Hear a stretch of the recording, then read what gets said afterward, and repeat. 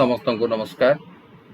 प्रभु जीशुख्रीष्ट नाम आपण प्रत्येक वय विक्टोरियस लाइफ परिवार तरफ अनेक अनेक स्वागत जनाए। प्रभु आम अनुग्रह कले 2024 मसीहा अगस्ट मास 5 तारिख में पहुंचापी प्रभु आमको सुंदर सुजोग समय अधिकार दे तेणु प्रभु मान विशेष धन्यवाद हो। आसतु आज दैनिक बाइबल अध्ययन कार्यक्रम में आम पवित्र धर्मशास्त्र बाइबल रू जो अंश को आम अध्ययन करने जावा ताहा आपण मैंने पाइबा पारे। आदि पुस्तक 42 पर्व 27 और 28 पद आई स्थान प्रकार लेखा अच्छी मात्र उत्तरीवा स्थान रे जड़े गध को आहार देवा निमंते पट फुटाते आपना टंका देखिला कारण पट मुहरे टंका थिला।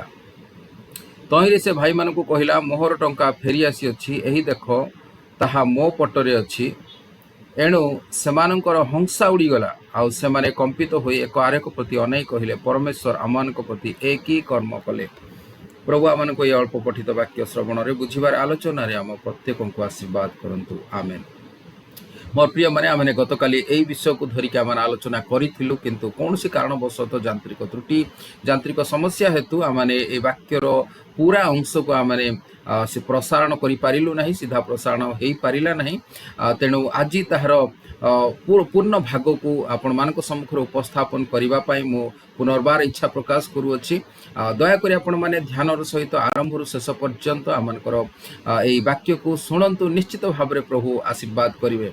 आज जो परिस्थिति संपर्क में आम मैंने निश्चित भाव में आम प्रत्येक अनुभूति रही कौन ना कौन स्थान रे कौन ना कौन समय रे आम मैंने यही विषय शिकार होता जो आम यही विषय शिकार हो से समय आम मैंने कौन करवा उचित। आम मैंने प्रभु जीशुख्रीष्ट को भय करुवा व्यक्ति भाव में प्रभु जीशुख्रीष्ट जड़े अनुगमनकारी भाव में आम मानकर कि प्रतिक्रिया हेबा उचित, आम मैंने कौन करवा उचित ताहा मध्य आम मैंने निश्चित चिंता करवा। किंतु साधारणतः भाव में यही परिस्थिति रे समस्ते यह गोटे भिन्न दृष्टिकोण रे ताकू ग्रहण करती, भिन्न दृष्टिकोण रे ताकू चिंता करती।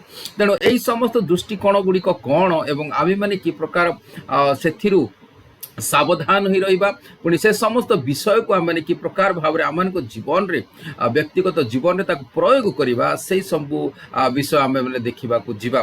तेणु आज वाक्य मध्य आम देखा पाऊँ जे जोसेफ कर भाई माने जिते बड़े मिस्र देश से प्रत्यावर्तन करुँच अनेक शस्य धरी अपना निमंते शस्य निज परिवार निमंते शस्य समस्त से अभाव समय मरुड़ी पड़ता समय जो समय कि सारा पृथ्वी रे खाद्य अभाव देखा देछि, कौन सी स्थान रे खाद्य नहीं, केवल मिस्र देश रे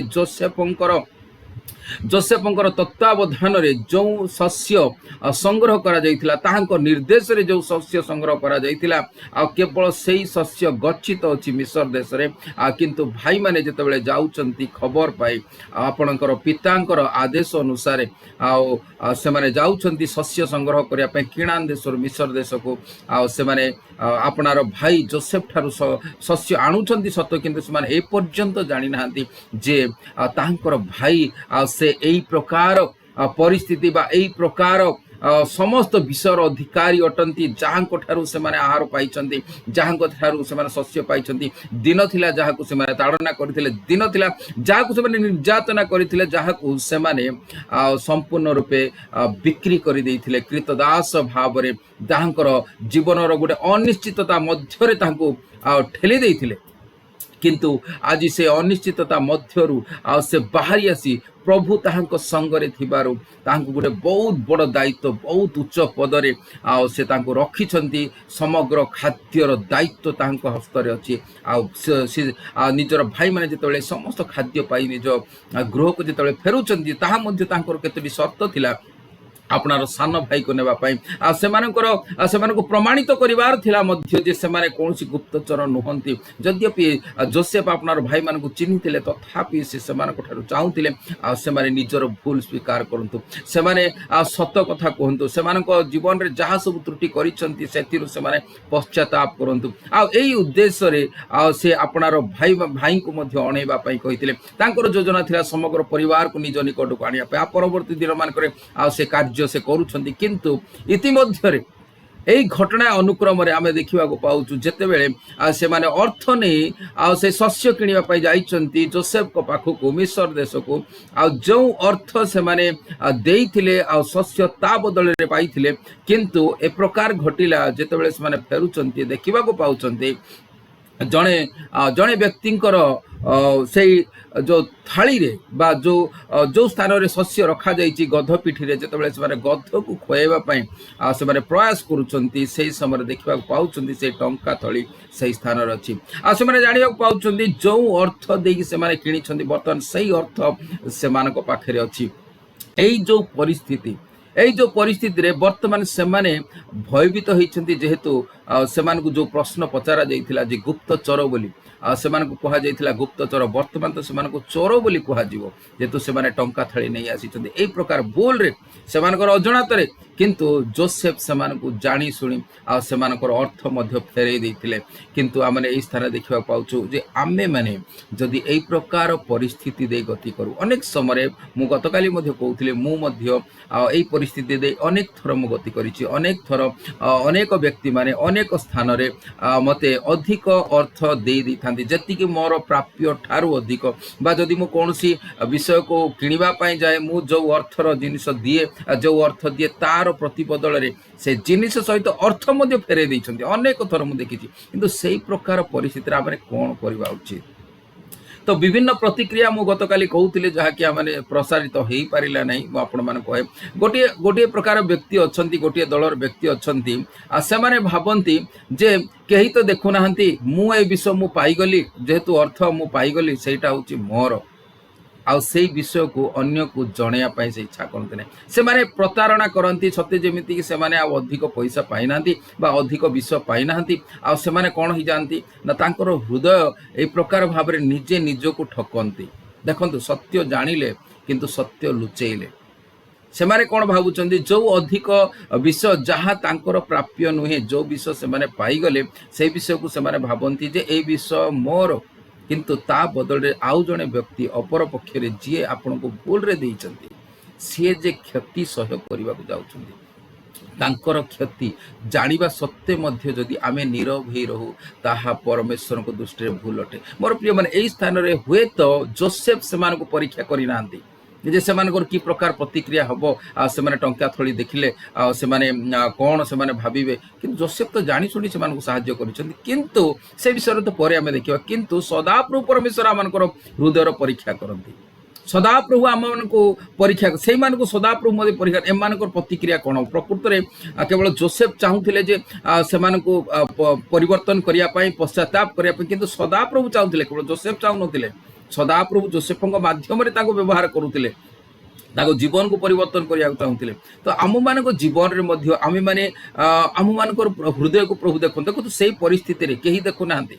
ଆମେ ଯଦି ଅଧିକ ଅର୍ଥ କୌଣସି ଭୁଲ ବଶତଃ କେହି ଯଦି ଆମକୁ ଦେଇଦିଏ, ସେହି ସମୟରେ ହେଇପାରେ କେହି ଜାଣିପାରିବେ ନାହିଁ, ଚତୁଃପାର୍ଶ୍ୱ ଲୋକମାନେ ଜାଣିପାରିବେନି, ଯେ ଦେବା ବ୍ୟକ୍ତି ମଧ୍ୟ ଜାଣିପାରିବନି। ପରେ ସେ ସନ୍ଧ୍ୟାବେଳେ ହିସାବ କରିବ, ତାପରେ ସେ ଦେଖିବ ଯେ ତାର ଭୁଲ ହେଇଛି। ସେ ସମୟରେ ଜାଣି ବି ପାରିବନି କାହାକୁ ସେ ଦେଲା। ଅନେକ ଲୋକମାନେ ତାଙ୍କ ପାଖକୁ ଯାଇଥିବେ, କିନ୍ତୁ ଆପଣ ଜାଣନ୍ତି ମୋର ପ୍ରିୟମାନେ, ଏହା ଭୁଲ ଅଟେ, ପ୍ରଭୁଙ୍କ ଦୃଷ୍ଟିରେ ଭୁଲ ଅଟେ। ଏହା ଯଦି ଆପଣ ବୋଲି ଭାବିବେ ଯେ ନା ଏହା ମୋର ବୋଲି, ଏହା କଦାପି ଭୁଲ ଅଟେ। ଆପଣମାନେ ସେ ପ୍ରକାର କରିବା ଉଚିତ ନୁହେଁ। ମୁଁ ମୋ ଜୀବନରେ ଏ ପ୍ରକାର ଅନେକ ସମ୍ମୁଖୀନ ହୋଇଛି, ଆଉ ମୁଁ ଫେରେଇ ମଧ୍ୟ ଦେଇଛି। ଅନେକ ସମୟରେ ମୁଁ ଫେରେଇ ଦେଇଛି। ଆଉ ମୁଁ ଜାଣି ଯେ ଏହା ହେଉଛି ପ୍ରଭୁଙ୍କ ଠାରୁ ମୋ ପ୍ରତି ଗୋଟେ ପରୀକ୍ଷା। ପ୍ରଭୁ ମୋତେ ପରୀକ୍ଷା, କେହି ଦେଖୁନାହାନ୍ତି, ଆଉ କିନ୍ତୁ ଏହା ଗୋଟେ ବହୁତ ବଡ଼ ପରୀକ୍ଷା। ତ এই ପ୍ରକାର ସମୟରେ ଆମେ କ'ଣ କରିବା ଉଚିତ? ମୋର ପ୍ରିୟମାନେ, ଆମେମାନେ ସେ ବିଷୟ ଆମର ନୁହଁ, ଯାହା ଆମର ନୁହଁ ତାହା ଆମେ ଫେରାଇ ଦେବା ଉଚିତ। ଆଉ କେତେ ଜଣ କ'ଣ ଭାବନ୍ତି ନା ସେମାନେ ଏହାକୁ ଗୋଟେ ବହୁତ ବଡ଼ ସୌଭାଗ୍ୟ ବୋଲି ଭାବନ୍ତି। ସେମାନେ କ'ଣ ଭାବନ୍ତି ନା ଏହା ମୋତେ ପ୍ରଭୁ ଯୋଗେଇଲେ। ଯେହେତୁ ମୁଁ ଏହା ମଧ୍ୟ ଅନେକଙ୍କ ଠାରୁ ମୁଖରୁ ବି ମୁଁ ଶୁଣିଛି, ମୁଁ ଯାଇଥିଲି, ଜଣେ ମୋତେ ଏ ପ୍ରକାର ଅଧିକ ଦେଇଦେଲେ, ତାର ଅର୍ଥ ପ୍ରଭୁ ଚାହୁଁଥିଲେ ମୋର ଆବଶ୍ୟକତାକୁ ପୂର୍ଣ୍ଣ କରିବା ପାଇଁ, ଆଉ ଜଣକ ମାଧ୍ୟମରେ ଯୋଗେଇଲେ, ତେଣୁ ମୁଁ ଏ ବିଷୟ ପାଇପାରିଲି, ଆଉ ତେଣୁ ମୁଁ ପ୍ରଭୁଙ୍କୁ ଧନ୍ୟବାଦ ଦେବି। ମୋର ପ୍ରିୟମାନେ, ଏହି ପ୍ରକାର ଧନ୍ୟବାଦ ପ୍ରଭୁ ପାଇବା ପାଇଁ ଚାହୁଁନାହାନ୍ତି। ପ୍ରଭୁ ଆପଣମାନଙ୍କର ସଚ୍ଚୋଟତା ଦେଖିବାକୁ ଚାହୁଁଛନ୍ତି। ଏହି ପ୍ରକାର ଆବଶ୍ୟକତାକୁ ପ୍ରଭୁ କାହାକୁ ପୂର୍ଣ୍ଣ କରିନଥାନ୍ତି। ଜଣକୁ କ୍ଷତିରେ ପହଞ୍ଚେଇ, ଜଣକୁ କ୍ଷତିରେ ରଖି ଆପଣମାନଙ୍କର ଉପକାର କରାଇବା ପାଇଁ ପ୍ରଭୁ ଚାହୁଁନାହାନ୍ତି। এই ପ୍ରକାର ଠକ ଉପାୟରେ ପ୍ରଭୁ ଆପଣମାନଙ୍କର ଆବଶ୍ୟକତାକୁ ପୂର୍ଣ୍ଣ କରିବା ପାଇଁ ଚାହୁଁନାହାନ୍ତି। ପ୍ରଭୁ सठिक भाव में न्याय भाव में प्रभु आपणकर आवश्यकता पूर्ण करेंगे। यही प्रकार आवश्यकता पूर्ण करेंगे। अनेक ए प्रकार कहते मोर आज बहुत बड़ भाग्य जड़े व्यक्ति मत ए प्रकार अर्थ देदेला भूल रे मु पाईगली यह गोटे प्रभुंर गोटे मो प्रति अनुग्रह थिला। ए प्रकार कथा भी मुझे शुणा पाई जहाँकि बहुत बड़ भ्रांतिजनक विषय अटे।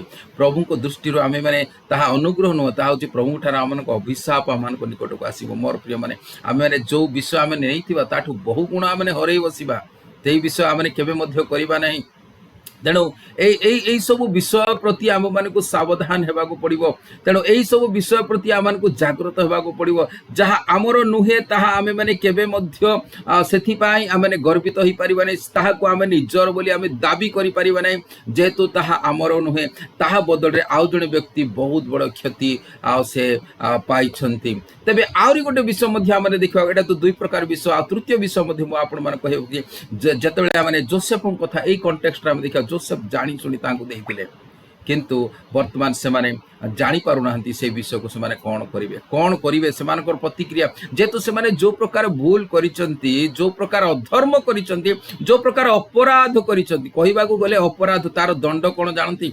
जण व्यक्ति को प्राण रे मारी देबा पई उद्यम करिबा ता सहित जड़े व्यक्ति को कृतदास भाव रे से व्यक्ति भी किए अन्य व्यक्ति नुह निजर रक्तर भाई को जदि कही ए प्रकार बिक्री कर दियंती तार परिणति कौन जानती। आज दंड विधान आईन अनुसार भारतीय दंड विधान आईन अनुसार तो आजीवन कारादंड तो निश्चित भाव में अति कम से कम।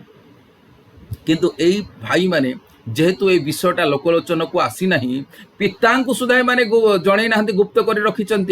तेणु से माने यही जो दंडरू बर्तमान भावुंट आम मानकर अपराध जना पड़ूना किंतु से हृदय से विवेक से मन से बाधा दूची। आई जो दोषीकृत विवेक नहीं से प्रकार दोषी है जीवन सारा से शांति रही पारि नाहंती। जेते एते बड़ अपराध से माने करिसन जेते भाई व्याकुल होउथिले मते छाड़ी दियो किंतु से माने सुनिले नहीं। जोटा कि आमे पढुथिलु से 22 पदरे 42 पर्वर 22 पदरे से स्थान लिखा जाए जे कि प्रकार भाव से पुओ 21 पद लिखा जाए। अनंतर से माने परस्पर कुहाकुही हेले आमे माने अपना भाई विषय निश्चय अपराधी अटू से आम मान को विनती करबा बेले आमे माने ताहार प्राणर व्याकुलता देखिले हे ता सुनिलु नहीं। तेणु करी आम मान प्रति ए सब घटू अछि। मोर प्रिय माने से माने जानी थिले ताहार प्राणर व्याकुलता देखिले निर्दय हो गले।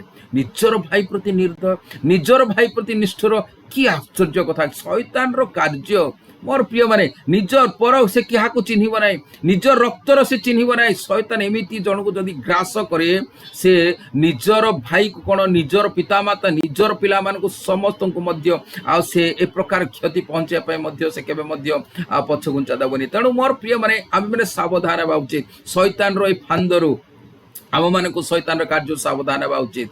तेणु यही जो दोष वर्तमान से माने भूल तो कर बसिले किंतु सेमान को मध्य शांति नहीं।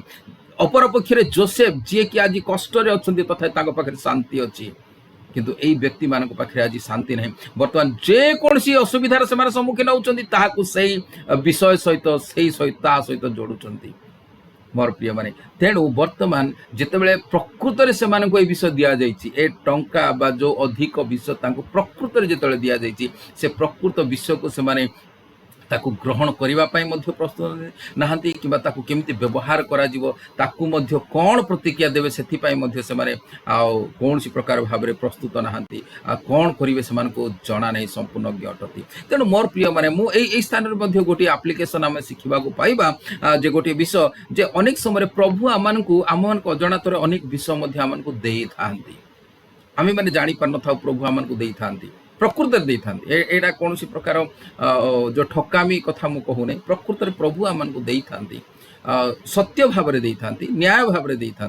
एमती कौन सी व्यक्ति अधिक देदेले से कथा मुझे कहनी प्रभु आम को अनेक समय विभिन्न दान सब दे था आम अजाणत आम जापारूना प्रकृत ये विषय मत दि जाए कहीं ना आम भावु आम मैंने एवं पर्यंत अयोग्य अटू जेते से निजक भावुं अयोग्य ए विषय पाइबापी से अयोग्य प्रकृत अयोग्य से भावुं अयोग्य जेतु जो माने टंका नहीं कि जाइथिले शस्य नहीं कि आसीबा होची से माने एटा होची ठीक विषय कि जितेबाला टंका भी पाई जाइछन्ति शस्य भी पाई जाइछन्ति यह गोटे निजर अयोग्यतार प्रमाण आमको तो केही मध्ये ए प्रकार भाव साहाय्य करबनी तो आमे माने प्रकृतर अयोग्य से माने प्रकृतर अयोग्य आ से अयोग्यता को ही से माने धरि नै छन्ति किंतु मोर प्रिय माने यदि प्रभु को दृष्टि जदि आमे चिंता करू जोसेफ को दृष्टि से माने ऑलरेडी योग्य ही सारिलेनी निजर भाई ए माने तांको ग्रहण कलेनी जोसेफ से माने निजर भाई बोली ग्रहण करि सारिछन्ति से माने योग्य हेई सारिछन्ति जोसेफको दृष्टि रे से माने योग्य हेई सारिथिबारु आ से माने शस्य सहित से टंका मध्ये फेरै दैछन्ति किंतु से माने भाबुछन्ति अयोग्य मोर प्रिय माने आमे भी प्रभु को निकट को जतल जाई थवा आमे भाबु प्रभु को दृष्टि आमे अयोग्य किंतु आमे माने अयोग्य न प्रभु आमन को मनोनीत करियछन्ति प्रभु आमन को आह्वान करियछन्ति प्रभु आमन को सुजोग देइछन्ति आमे माने आ अयोग्य न आमे माने योग्य अटु आ प्रभु आमन को आमन को अयोग्यता सत्वे मध्य प्रभु आमन अनेक दान देइछन्ति अनेक विषय प्रदान करियछन्ति सेही दान समूह को आ सेही विषय समूह को आम चिन्ह जे प्रभु आम आम व्यवहार करने शिखो आ प्रभु को धन्यवाद दो प्रभु तुम्हें मते मोहर अयोग्यता सत्वे मध्य तुम्हें ये समस्त दान मत देइछ ए समस्त विषय मत देइछ आ मते तुम्हें साहाय्य कर जेपरि मैं समस्त विषय को प्रयोग करने सक्षम हेबी मोर प्रिय मन प्रभु को दृष्टि आम कृतज्ञ हवा दरकार प्रभु को निकट में कृतज्ञ हवा प्रभु को धन्यवाद दबा प्रभु तुम्हें मते ये समस्त विषय जगै थिबार ए समस्त विषय देई थिबार मु तुमको धन्यवाद दूचे समस्त दान देई थिबार मु तुमको धन्यवाद अनेक आत्मिक दान सब आमान को प्रभु जो सब दान दियंती आमानकर कोन ताहा योग्यता पई बोली प्रभु दियंती कि ना आमे माने अयोग्य अटु प्रभु जानती किंतु तळा प्रभु को निकट को जाइछु माने जोसेफ को निकट को गले आ योग्य विवेचित हेले केवल प्रभु को निकट को जीवा अनुताप करिबा मन फेरेबा मन परिवर्तन करिया देखिबे प्रभु आपण मान को योग्य करिया आपण माने जेते बड़ अपराध करिथांतु न काई जहाँ भी करिथा प्रकृत रे जदि सत्य भाव जदि अनुताप करूछंती मन परिवर्तन करूछंती ताले प्रभु आपण मान को योग्य करिया पई से चाहि बसिछंती केते बेले आपण मान ताहा निकट आसी सी आपण मान को योग्य विवेचित करिवे मोर प्रिय माने आपण माने आज जदि भाबुछंती ए प्रकार दोषीकृत भाव रे आपण मान को अतीत जीवन कथा भाबुछंती मैं प्रकार भूल करिछि ए प्रकार अपराध करिछि ए प्रकार मु पाप रे जीवन काटिछि सब भूली जांतु प्रभु को निकट को आसंतु आज ही परित्राण दिन आज भी सुजोग अछि आपण माने क्षमा पाइबा पई आज मध्य सुजोग अछि आज मध्य प्रभु अपेक्षा करिसेंती हे परिश्रांत भारग्रस्त लोक समस्त मो निकट को आस मु तुम मान को विश्राम दे आज प्रभु यीशु ख्रीष्ट आपण मान को समस्त पाप रक्षा करिया पई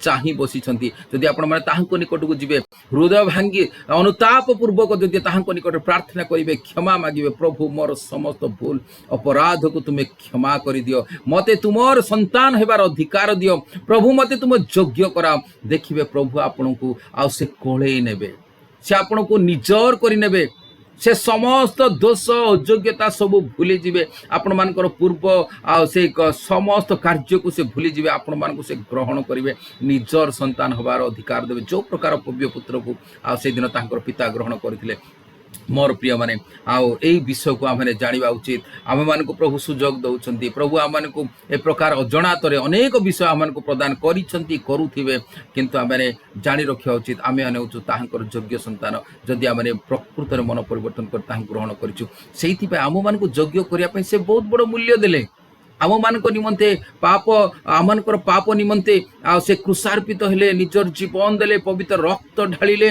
आउ से समाधिस्थ हेले पुनरुत्थित हेले एते बड़ मूल्य देइछंती तांकर शेष रक्त बिंदु देइछन जो द्वारा कि आमे योग्य होई परिबा मोर प्रिय माने ए विषय को आम हृदयंगम करू ए विषय को आम ग्रहण करू आ ताहांक व्यतीत ए पृथ्वी रे आम मान को योग्य करिया पे केही नांती आम जदि छोटिया भूल करिथिबा लोक माने आम मान को प्रतिशोध नेबे ताहार बहु गुण रे कहीं आम को प्रेम करबनी पृथ्वी रे प्रेम करुथिबा जड़े व्यक्ति से होचंदी प्रभु यीशु ख्रीष्ट पृथ्वी रे पवित्र व्यक्ति जड़े होचंदी से होचंदी प्रभु यीशु ख्रीष्ट पृथ्वी रे क्षमा देवार जड़े व्यक्ति से होचंदी प्रभु यीशु ख्रीष्ट जदि प्रभु यीशु ख्रीष्ट को पाखु जदि आप आसुनाहांती ताहाले आपण मान को पाखरे आउ कौनसी उपाय नहीं मोर प्रिय माने एभली प्रेम करुथिबा एभली क्षमा दउथिबा एभली अयोग्य व्यक्ति को मध्य योग्य भाव रे निजे समान को निमंते प्रायश्चित करुथिबा व्यक्ति ए पृथ्वी रे आउ केही नाहंती से एकमात्र प्रभु यीशु ख्रीष्ट अटंती आ से अछंती मोर प्रिय माने ताहांको निकट को आसंतु आ से आम मान को साहाय्य करियो तेनु एई परिस्थिति गुडा करे